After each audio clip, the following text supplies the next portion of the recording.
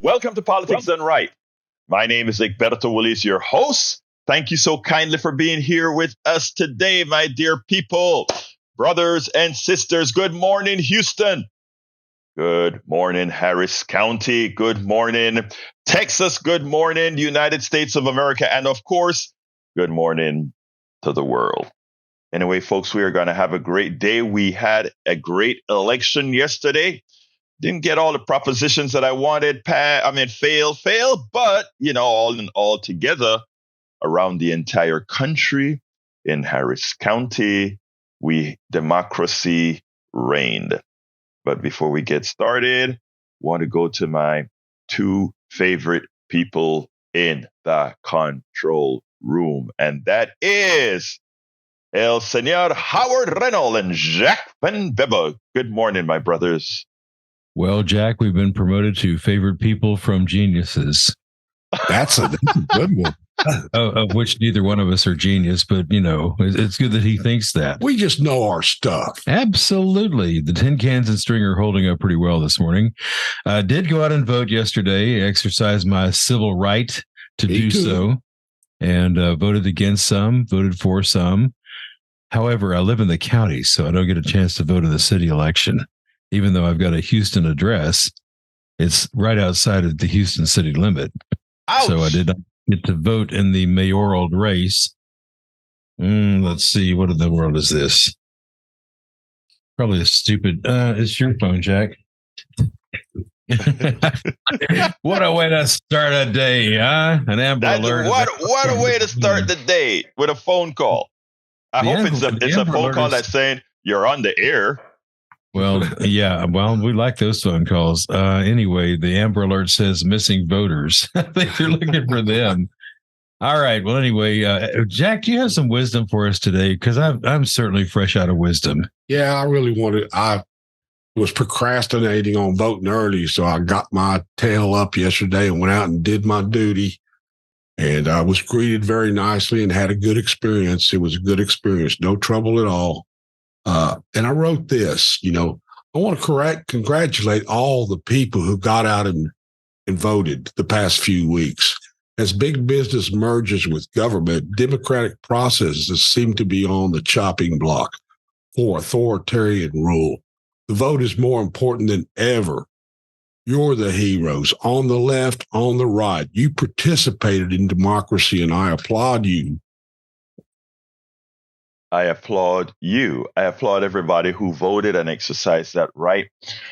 From the time I became a naturalized American citizen, I can't count on one hand the votes that I missed, and that is several decades. And the reason why has always been either sick or something. But with early voting now, no one should ever miss that opportunity to exercise their God-given right. They should not ever, especially in a democracy, we have control, folks. We have control. My niece had surgery, and she's spending some time at the house as she recovers. And we sat down and talked yesterday about voting, about can things really change? And one of the things that concerns her the most. Welcome aboard. Good morning, everybody, is what Alistair Waters says on the chat as we spoke.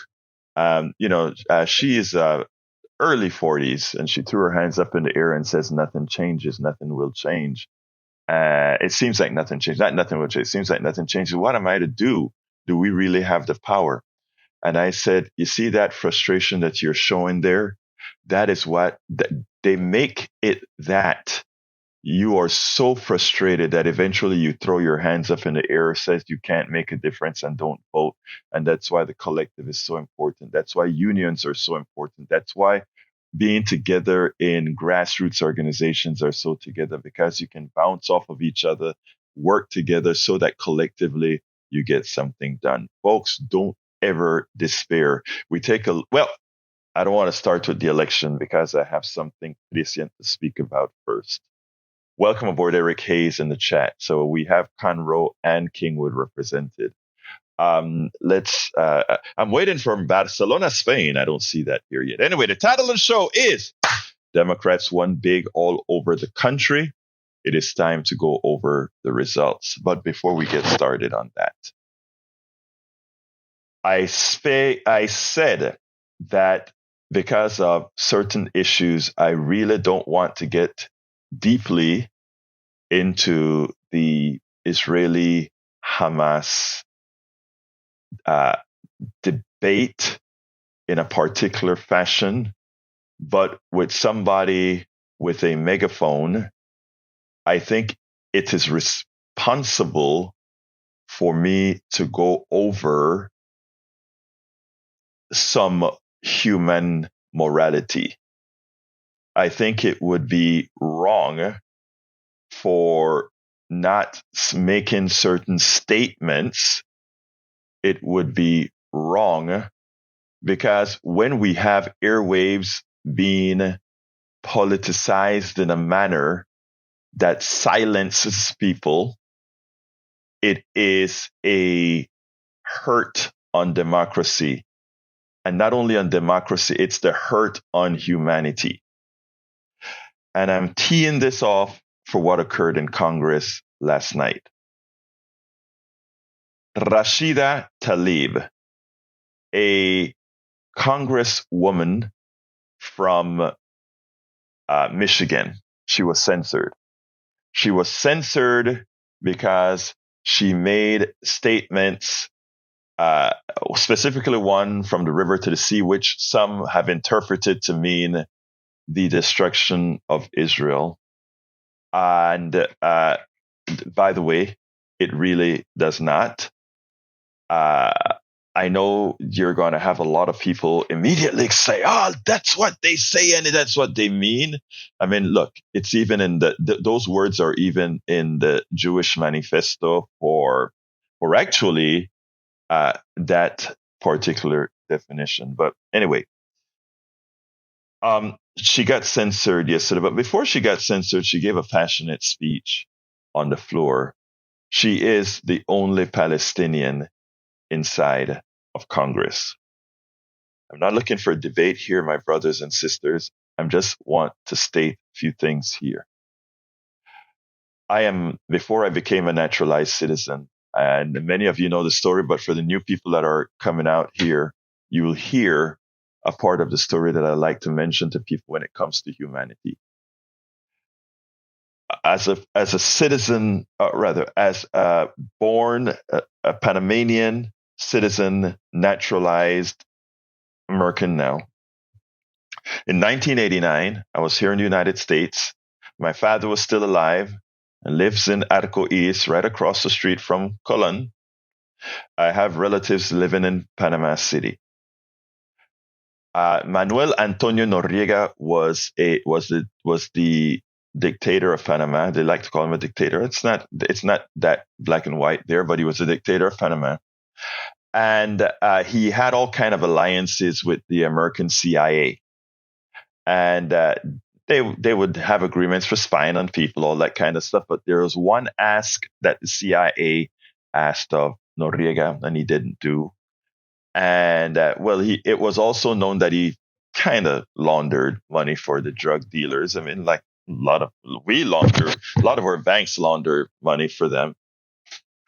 And anyway, so they created pretexts to get Noriega out of power. But the pretext is immaterial, what they used to get out of power. I want to talk about the humanity here. So there's one person that America claimed that they wanted out of power because they were, laundering money for drugs in America. They didn't say, let's teach Americans not to use drugs. They said this guy is providing the supply or allowing the supply of drugs to the United States. We're going to take him out. And in the process to take him out, we used the military might of the United States to bomb the smithereens, specifically out of 3 cities: Colon, Chorrillo in Panama City, and David. They wanted to take out the cuartels. That's the places where the militaries not the military, the Guardia Nacional, the National Guard of the country was, the major parts of it. So they took it out. But they didn't only take out the military portions, but around these bases, like in many other Latin American countries, there are a lot of tenement buildings, etc., where thousands of people live. So as these bombs were let go indiscriminately, thousands of Panamanians were killed, died. Thousands of Panamanians died. And they did a lot of cover-up. They created big pits where they threw all the material from the Guardia Nacional and all these things into the ground. I don't think a lot of you hear these stories on our regular mainstream media channels. You hear bits and pieces about it, but you don't hear about it in detail. But I bring that up to tell you that that has been our modus operandi, our military's modus operandi. That has been the way. Colin Powell always spoke about whenever you're going to go in to do massive damage, in other words, so that nothing happened to our people. When we were attacked in Iraq by Saudis who trained in Afghanistan, when we were attacked and we lost 2,300 innocent Americans, we did similarly, but not so much so in Afghanistan, because a lot of these fighters were in the mountains, etc. So the damage wasn't as bad on civilian populations. But the truth of the matter is, we don't care. We never cared. When we then created a pretext to go into Iraq, in Iraq, our smart bombs killed several 100,000 people under the pretext that Saddam Hussein also had something to do with 9/11. But civilians got killed indiscriminately in Iraq again. And we as Americans felt, many of us, listening to our media and our government, justified that innocent Americans and several thousand American soldiers got killed. The war machine. Because 2,300, Eric says I'm wrong. He says it was 3,000 Americans got killed. So we thought it was sufficiently humane that was in response to the killing of Americans, and that somehow that would make things better. That would make this not happen again. That's what we would be felt to believe. But at the same time, folks, all those brave firemen, all those brave officers that went ahead and cleaned up New York, and in the process of cleaning up New York, in the process of being in that bombed area, got ill, got sick, got all kinds of diseases. We care so much about humanity that we couldn't invest the few $1 billion in giving those folks they had to fight so hard. Even Jon Stewart and everybody had to fight for our Congress to give these guys the money for their health that was caused by this explosion. But we had no problem sending monies to the war machine that continued to do its thing. And this story can be repeated for Grenada. This story could be repeated for Haiti. This story could be repeated for many countries that we have invaded across the world. So then comes Israel. And we had Hamas, who goes in and murders terroristically 1,400 Israelis. And Netanyahu, who really one has to consider a war criminal, not only for what has occurred since those 1,400 innocent Israelis were killed, but for what he has been doing in Gaza and the West Bank for several decades. You have this guy go in to Gaza after 1,400 innocent Israelis are killed. And he goes into Gaza and decimate 25% of the infrastructure, buildings, everything decimated, and claims, well, I tell them to leave. I tell them to go south. But if they go south, they're bombed as well. Even yesterday, I cut off their food. I cut off their water. I cut off all these things, humaneness, humanity. On TV yesterday, one of their representatives on the war team said specifically when asked, now that all this is occurring to help solve this problem, will you create a two-state solution? He said that it's too early to talk about that. We have to re-educate Palestinians first. We have to re-educate them as to what is right first. He said that on MSNBC yesterday. No other country in existence we talk about. A country, the people of one country does not have to like the persons of another country to be a country. But we have to re-educate them to like us. And if they do, they can become an independent state. Of course, I ask everybody to look up, to study about the formation of the country, the new country of Israel a few decades ago. I am asking everybody that is listening to my voice not to jump to conclusion or jump to calling somebody anti-Semitic because they just look at what's out there and look at the facts. I'm saying, let's look at humanity. Let's look at what's right. I started this subject with Rashida Tlaib being censored by the Congress. Not even all the Republicans voted to censor her. In fact, we had a Republican guy out of Colorado that's retiring now, of course. He voted again. He voted to table it, and he said, we can't be doing this because somebody's exercising differs in the way they see things, the way their opinions are. I've spoken to Rashida Tlaib personally in the Philadelphia Netroots Convention. And I can tell you, we even spoke about her stance on Palestinians, etc. The woman is not anti-Semitic. What she is somebody who understands the pain that Palestinians must live in their open-air prison in Gaza and in the West Bank. Until we get honest about humanity, about the belief that all people have a right to life, that all people's life are of equal value, all people's lives are of equal value,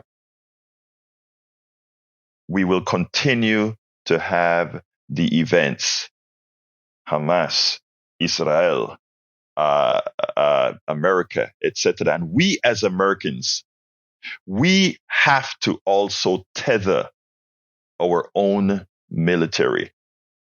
Because more so, how can we ask Israel? Israel just came back to us. Netanyahu was right when Biden says ceasefire. Well, he didn't say ceasefire. He says pause, but he really means ceasefire because he understands what's going on in Gaza. When he said pause, all Netanyahu had to say is, Brother Biden, who could tell Bush to pause in Afghanistan and Iraq? Who could ask Bush number one to pause in Panama in 1989? Who could ask Reagan to pause in Grenada in 1980 something? I don't remember the date. And in fact, I did an interview with an American citizen 2 weeks ago who went through what occurred in Grenada when the United States invaded Grenada as well. Over here in the United States, there is a war on critical thinking.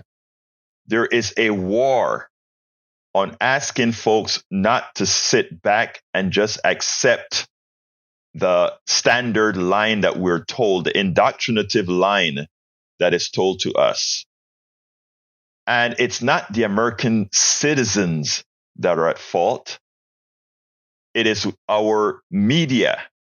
It is our information networks that's controlled by a plutocracy whose intent on keeping us less than informed, in keeping us in a fashion that are in a fashions that are unable to think critically, that are unable to look at things the way they should. And you know what? There are many countries around the rest of the world, they don't have that restrictions. They don't have an army. They don't have bombs. They don't have all those things, but they have people who think. And they understand what is occurring in the rest of the world. But they think. They think. And while we sit back, indoctrinated, we suffer the consequences, both financially, both with our lives, both with everything, because we are uninformed on issues. And when somebody comes out there and try to change and make us more informed, most of the times, or many of the times, they are beaten down. Rashida Tlaib is no anti-Semitic person. Rashida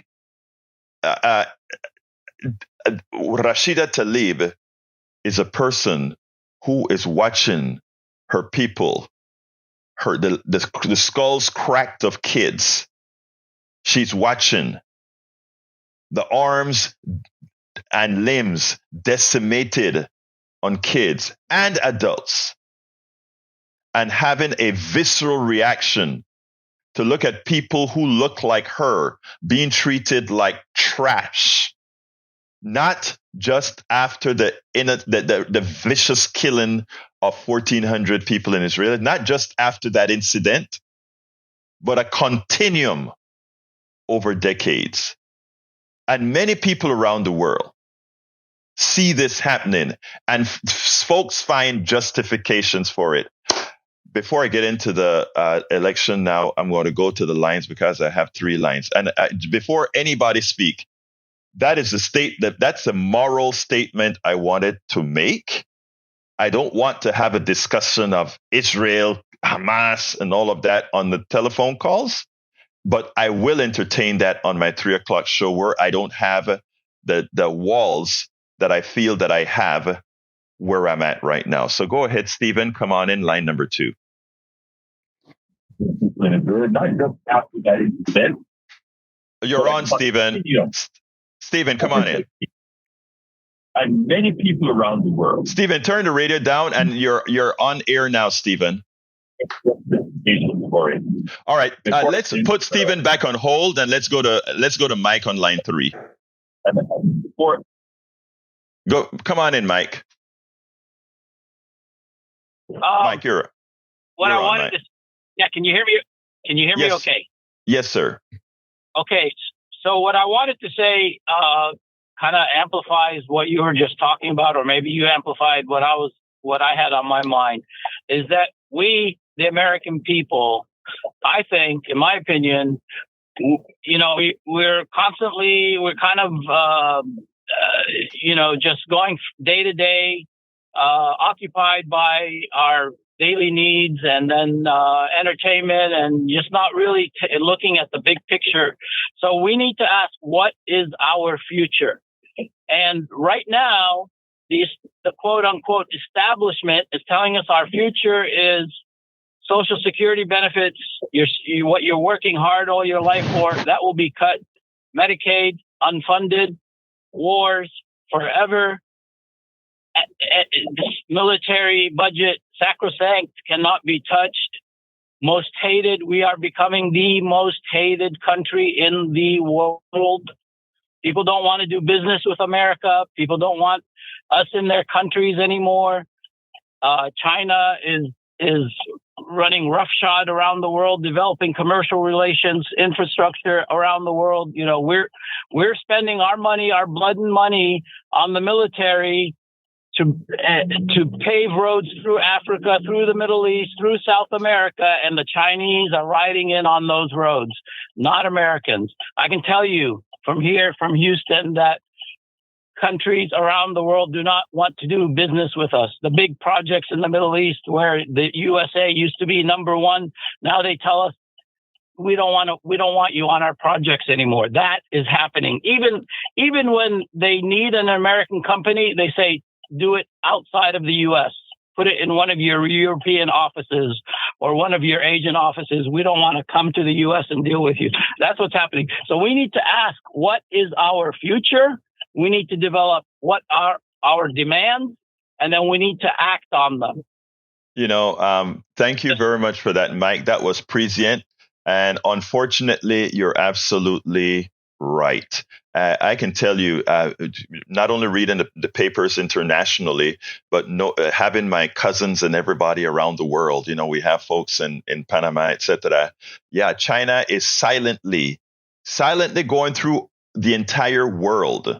You look at places like Jamaica, the freeways being built in Jamaica, financed by China, money's recovered and building relationships as we bomb. You're right about that, sir. Thank you for the call, Mike.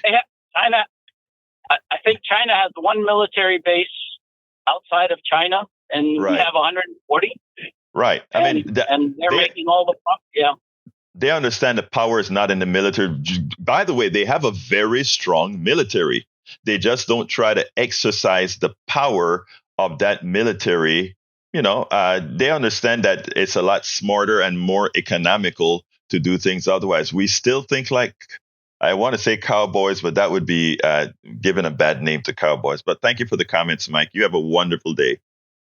All right. Let's go to Harry. Harry, come on in. And I have a lot of calls, Harry, so we can't be super long, my dear brother. But you, as a regular caller, I need to get you in.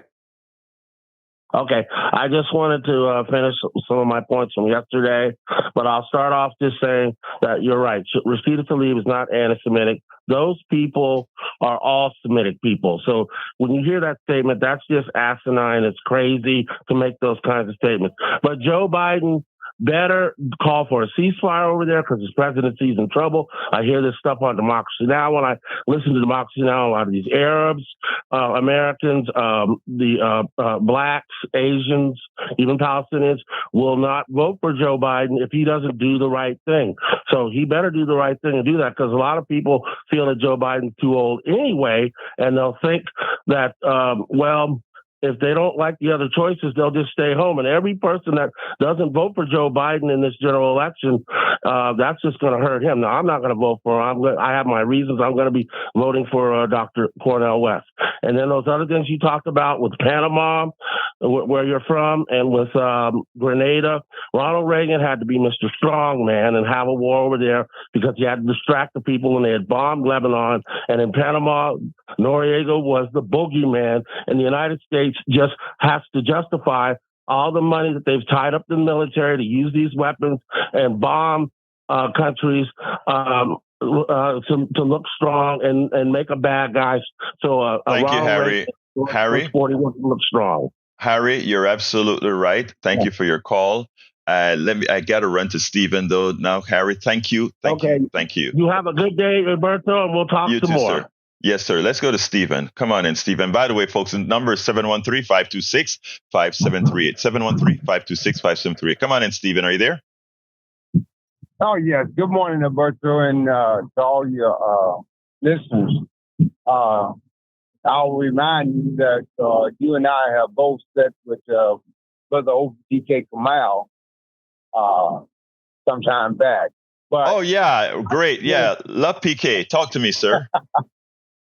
Yeah, I just wanted to simply say that you are absolutely correct. As a matter of fact, you're being very nice in your illustration of Israel versus Palestine. This has been going on since at the very least 1945, and it's blossomed into this nightmare that we have now. I think I am. Let me just say, I'm not really upset with Hamas because I truly believe you can only accept and take so much before you fight. You believe whether it's right or whether it's wrong. In this particular case, I happen to believe that they're right because this looks so much like apartheid. This looks so much like the racial discrimination here in America that we still deal with. And I'm just going to conclude and say that and get out the way for your next guest. Well, Stephen, I said I wasn't going to talk about Israel, but you said something that I want to ask you to reconsider and change and see where I'm talking about when I talk about humanity.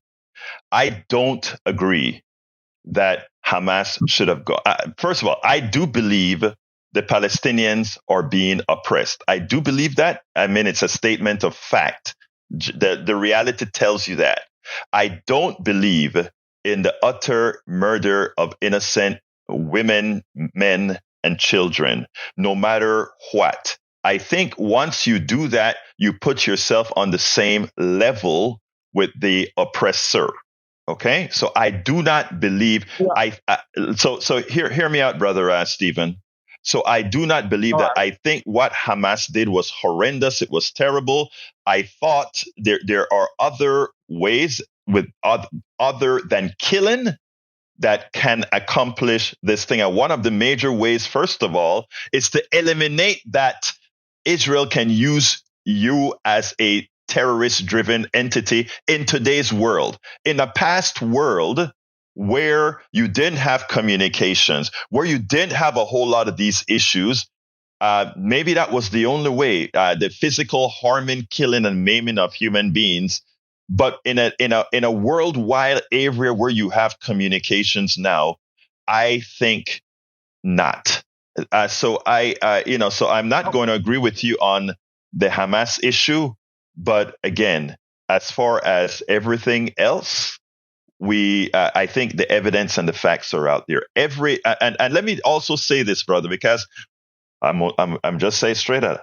I hang around with everybody, Muslim, Jews, everybody, and I don't know anyone of the people that I hang with that believe in what's occurring right now in Gaza and the West Bank. So please, my brother, I disagree on that one, but I got to go to Joe. Anything else you want to say, Stephen, real quick?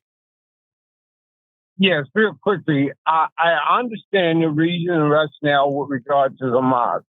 What I'm simply stating, and I do not believe in the actual death being the only answer. But what I will say, Egberto, that until we decide to look at that thing like it truly is, not what we were supposed to have it be, what we would like it to be, but what it is, we can't make a change.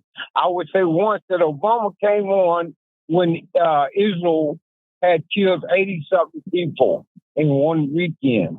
Well, 80-something people died in Chicago that same weekend. Right. And he had no remarks on that, but he said Israel had a right to protect herself from the people that she traditionally had, and he didn't say this part, killing 10 for every one Israeli.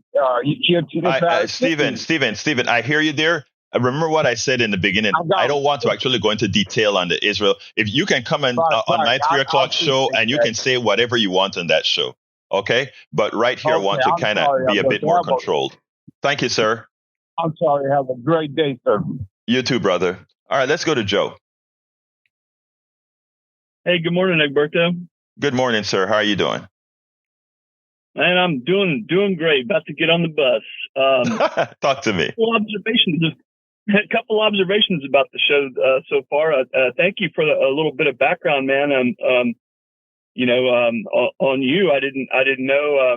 You're from Panama, and I was very happy to hear that when we see eye to eye on a lot of things, and you you recognize the CIA's fingerprints all over many things that in history, but you don't recognize the CIA's fingerprints all over the Trump presidency, right?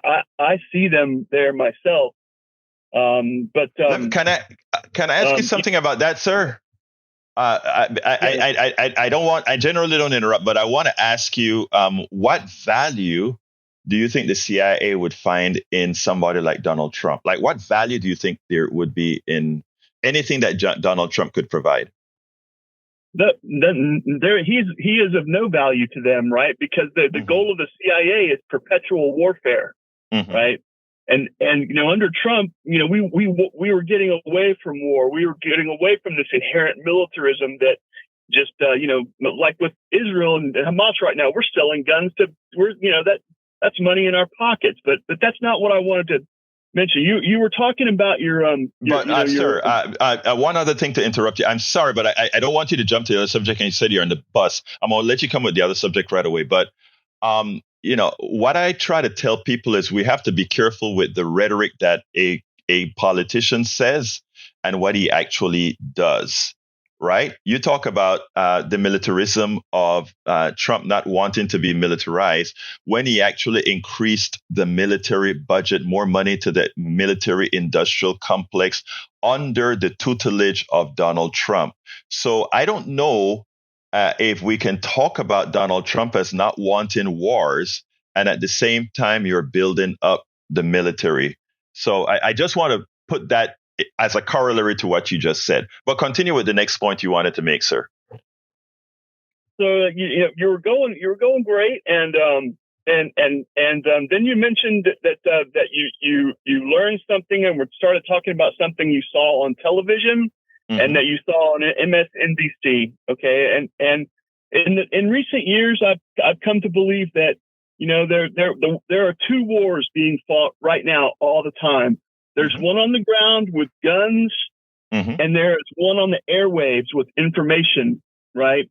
Yes, and the information war, I would argue, is at least as important as the military war, right? You nailed it. You nailed it, brother. You nailed it. Lobbed back and forth, the bombs that like decapitated babies. That is an information bomb. Bombing hospitals, right? Another salvo in the information war. Yes. All of this is designed to provoke and to keep you in line, right? To keep you in line, to keep you fearful, right? Yes. And that there's and especially around election time, the things change, things become black and white. I would say that, listen, turn your television off, right? Turn it off. Do not watch MSNBC. Do not watch Fox. Do not watch any of that, right? Okay. If you need information, go to the raw sources. Find it online. There are places that like news aggregators that you need to learn to see through 30 to 50% BS, and pick out what seems plausible to Joe, you.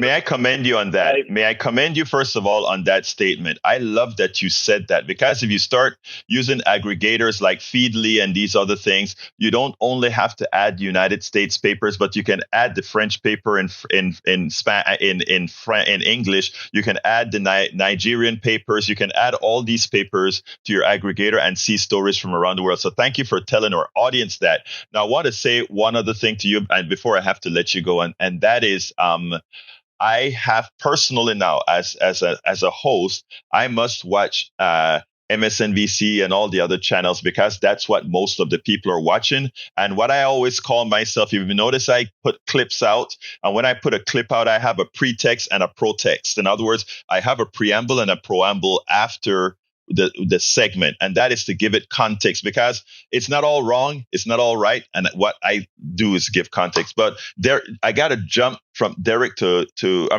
to Joni, and then Derek. So thank you very much for calling, my brother, and thank you for closing out. One thing, Egberto, I just want to say, I just want to say, Donald Trump, 2024, let's make America great again. Okay. Why did you have to say that to let me hold you on for another 30 seconds? Here is the deal. Some other program, let's call, I want you to call with an enumeration of why you think he should be the winner, but not today. Okay? So Joe, that's what we want to do. All right, let's go to Joni. Come on in, Joni. Hi, Eduardo. This is Joni. So I'm probably showing my ignorance at this point just about the whole history behind Hamas. I know you're not going to be able to talk about it, but I just want to propose a question. I wonder if Hamas is a catch-all and not a real organized thing like Antifa over here were people who were against authoritarianism and oppression and legal thievery of corrupt people in their own country. And Antifa has become a catch-all for anybody that is against the authoritarian regime. So I'm wondering if Hamas is like that over in Israel. And that's all I've really got right now. Thank you. Let me tell you. Okay, Joni, before you leave, let me just tell you, the answer to that is absolutely yes. It's a catch-all. All right. In fact, all the people that did the kidnapping were not Hamas. These were all what we would call rebel groups and Hamas is the sort of catch-all for all these groups that were actually invaded Israel. Well, I said invaded, that broke down the walls all around Israel to go into Israel and do what they did. So yeah, I'm not going to talk much about that, but yes, Hamas is the lead organization, but there are a lot of other folks that have nothing to do with Hamas that also perpetrated what occurred on October 7th. So you're absolutely right about that, Joni. Then the only answer that he's going to have, Netanyahu is going to have, is to just destroy everybody. And I know I'm sorry, I know you can't talk about it, but it's pretty disturbing to say the least. And I appreciate what you do. Thank you so much. And I have to put my both hands on the wheel. Thank you, Joni. You have a good day. Keep your eyes on the ball. All right, let's go to Derek. Come on in, Derek. How you doing, my brother? Hey, Alberto. Hey, I just want to say, what they're trying to do to misbelieve.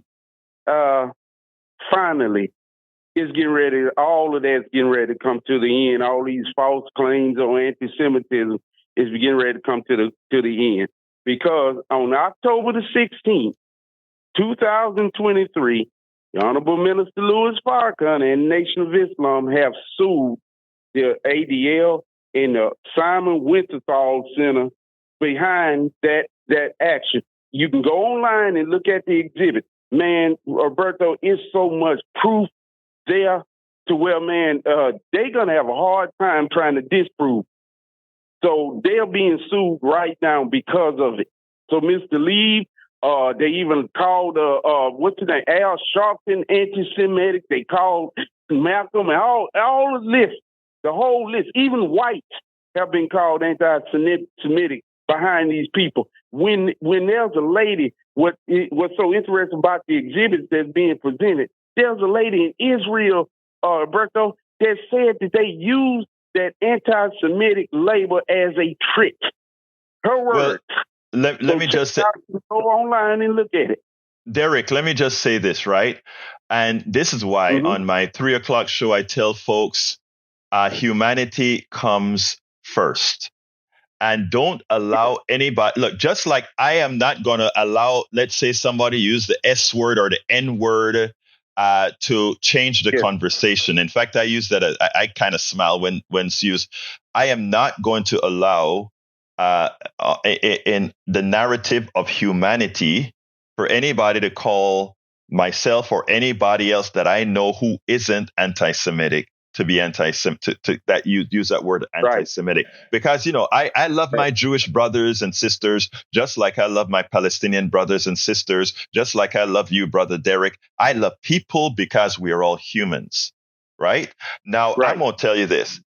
It is our responsibility, those of us that don't fall for the trope, to go ahead and speak the truth.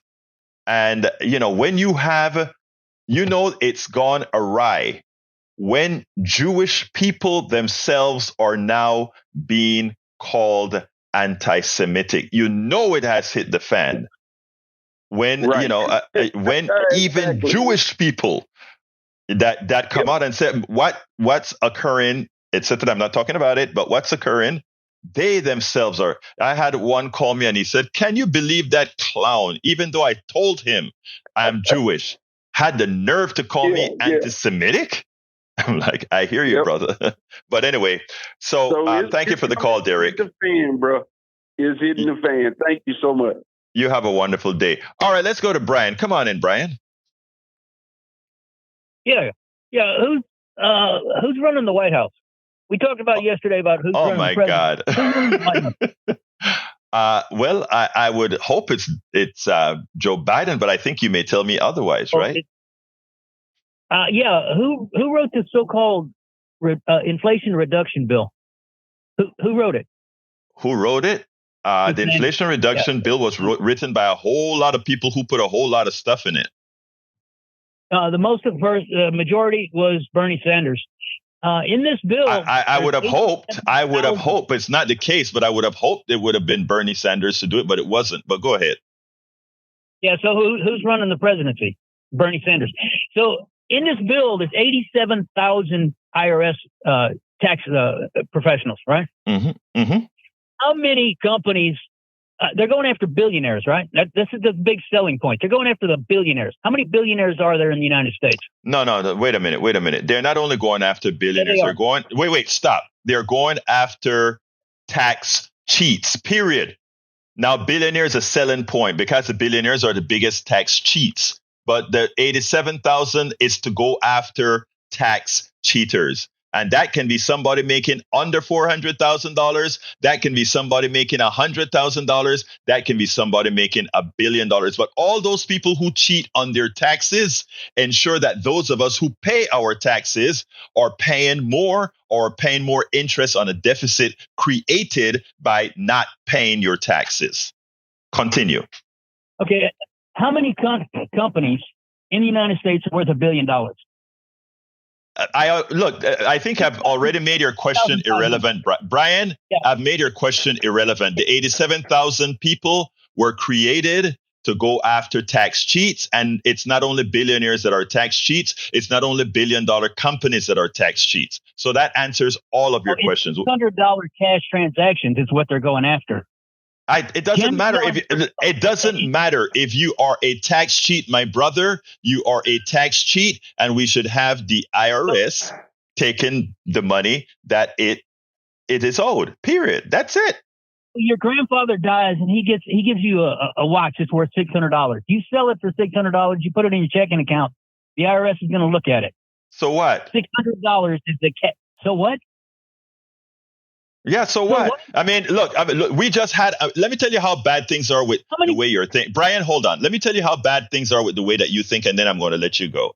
Right now, we just passed if I'm reading the proposition, the outcome correctly, we just passed a law, or rather a constitutional amendment that says the people that we elect cannot tax the wealth of the wealthy. We just passed a constitution. And you know why? Because people didn't understand that the average American citizen, the average Texan, are out there paying taxes on their wealth, their homes, their cars, etc. But somehow we can't touch the way the wealthy holds on to their capital. Come on, man. I'm sorry, Brian. I got to let you go. But please, Brian, stop boxing yourself up into the indoctrinative thinking. Let's go to Donald. Come on in, Donald. Good morning, Alberto. How are you today? Good morning, my brother. How are you doing? Good. Refresh my history lesson here. Didn't somebody wash their hands of the whole thing back a long, long time ago? I think his name was Pilate or something like that. He washed his hands. Pontius Pilate. Yeah, go ahead. Yeah, I think somebody needs to write a better book, because that's what most of this is about. And if you got to justify something, 9 times out of 10, you're wrong.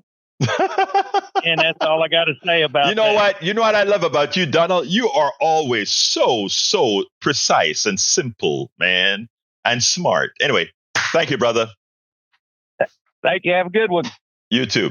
All right, folks. We said we were going to talk about the election. Let me just tell you about the election. It turns out that in as much as Biden is really in bad shape with regards to this morning I heard Morning Joe just trying to beat a dead horse. And my good friend I hear at Daily Coast and many other places trying to beat a dead horse, how all these Democrats are winning all over because the policies that Democrats support are the policies that most Americans want. It is that simple. It's not complex at all. They want health care. They want service for their kids. They want all these things. And the people that provide that are Democrats, progressives, right? But folks have an issue with Joe Biden. I don't want folks to get the wrong message from the big wins that Democrats had all over the country. The abortion bill was passed successful in Ohio. In Virginia, we didn't only hold on to the Senate, the state Senate, but in Virginia we also won the House of Delegates. We won a bunch of stuff in New York, though we lost a couple of small little local things in New York and I think New Hampshire.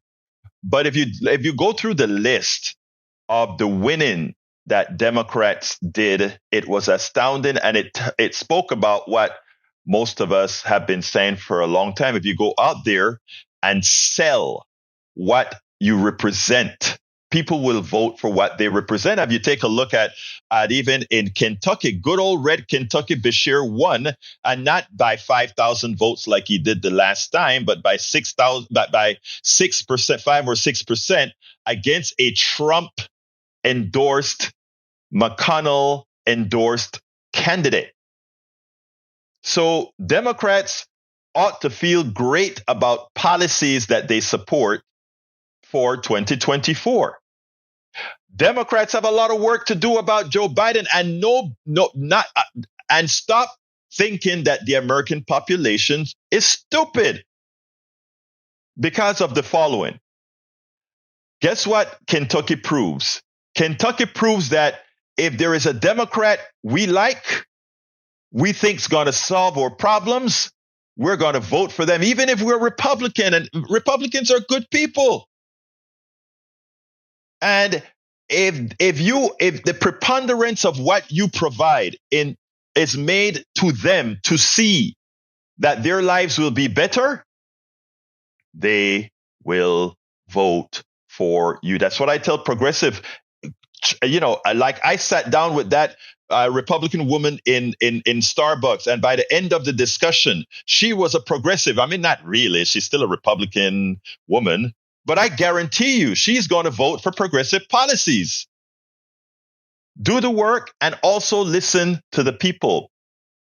What occurred with the big win for Democrats all over the country doesn't mean that a Biden win is guaranteed. People know how to split their vote. And that is exactly what I learned from how the vote went down on all these states, is that people, when given information, will vote.